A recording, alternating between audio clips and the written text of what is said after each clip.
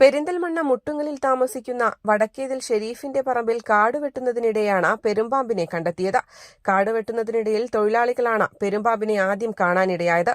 പിന്നീട് ഉടമസ്ഥർ ward കൌൺസിലറായ advocate പ്രവീണിനെ വിവരമറിയിക്കുകയായിരുന്നു. അദ്ദേഹത്തിന്റെ നിർദ്ദേശപ്രകാരമാണ് ട്രോമ കെയർ പ്രവർത്തകർ സ്ഥലത്തെത്തിയത്. മലപ്പുറം ജില്ലാ trauma care Perinthalmanna station unit പ്രവർത്തകർ സ്ഥലത്തെത്തി പാമ്പിനെ പിടികൂടുകയായിരുന്നു.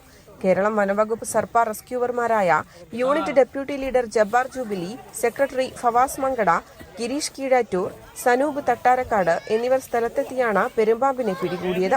പിടികൂടിയ പെരുമ്പാമ്പിനെ Nilambur Amarambalam south forest RRT ഉദ്യോഗസ്ഥർക്ക് കൈമാറും. News desk Valluvanad news.